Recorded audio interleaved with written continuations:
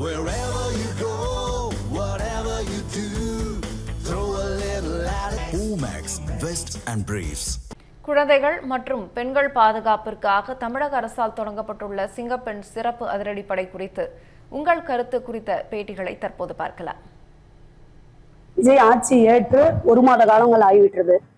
விஜய் ஆட்சிக்கு வந்தவுடனே இந்த மாதிரி குற்றவியல் சம்பவங்கள் எதுவும் நடக்காதுன்னு சொன்னாரு. சொன்ன மாதிரி எதுவும் நடக்கல. எல்லாமே டெய்லியும் ஏதாவது ஒரு பாலியல் வன்கொடுமை இந்த மாதிரி சம்பவங்கள்லாம் நடந்துகிட்டு தான் இருக்கு. எந்த ஒரு பாதுகாப்பும் இல்லை. நேற்று கூட சிங்கப்பெண் அதிரடி திட்டத்தை துவங்கி வச்சிருக்காரு. ஆனா அம்மா காலத்துல அம்மா ஆட்சியில இருக்கும்போது பாத்தீங்கன்னா லேப்டாப்பு, சைக்கிள் இந்த மாதிரி பல திட்டங்களை அம்மா உருவாக்கி நல்ல சிங்கப்பெண் திட்டம்ன்றத எல்லாமே நல்லா சிறப்பா பண்ணாங்க. அம்மா ஆட்சி காலத்துல நல்லா சிறப்பா பண்ணாங்க. ஆனா விஜய் ஆட்சியில துவங்கியிருக்காங்க. எந்த அளவுக்கு சாத்தியன்றது தெரியாது. சொல்றது ஒண்ணு, விஜய் ஆட்சியில செய்யறது ஒண்ணு. இந்த மாதிரிதான் நடந்துட்டு இருக்குது இது வரைக்கும்.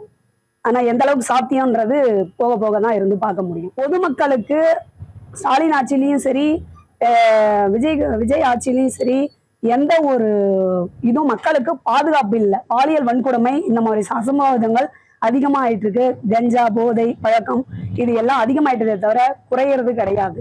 மக்களுக்கு பாதுகாப்பு இல்லை. அதாவது இப்ப ஆட்சி அமைச்சு 1 மாசம் ஆகுது. இவங்க என்ன பண்ணிருக்காங்கன்னா, வெளிநாடுல இருக்கிற மாதிரி சட்டையை மட்டும் மாத்தி பண்ணா மட்டும் பத்தாது, சட்டங்களும் அந்த அளவுக்கு கடுமையா இருக்கணும். அப்ப மட்டும்தான் அது நடைமுறைக்கு சாத்தியப்படும். இப்ப பண்ணியிருக்கிறது மற்றவங்களை பார்த்து பண்றதை விட இவங்க பண்ற விஷயம் மக்களுக்கு போய் சேர்ற மாதிரி பண்ணணும்.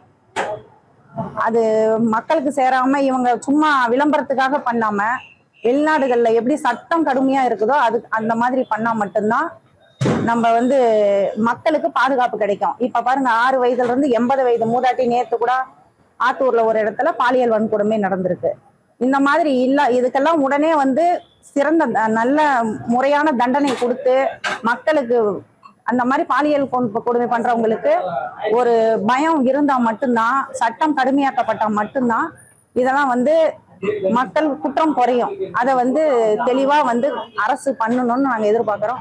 இத பத்தி என்ன கருத்துனா, இதுக்கு மேல இது இந்த மாதிரி எடுத்தது எந்த ஒரு பாலியல் பிரச்சனை வராம இருந்தா ஓகே. இல்ல இது பெயரளவுல சும்மா ரீல்ஸுக்காக விளம்பரத்துக்காக இது பண்றோம் அப்படின்னா இது ஒண்ணும் பண்ண முடியாது.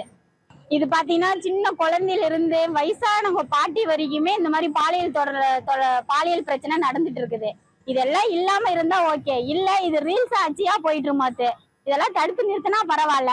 சிங்கப்பெண் அதிரடி படை போக போக இந்த குற்றங்கள் எல்லாம் தடுக்குமா இல்ல அதிகமா ஆகுமாங்கிறத போக போக தான் இந்த ஆட்சியில நமக்கு தெரியும் என்னான்ட்டு.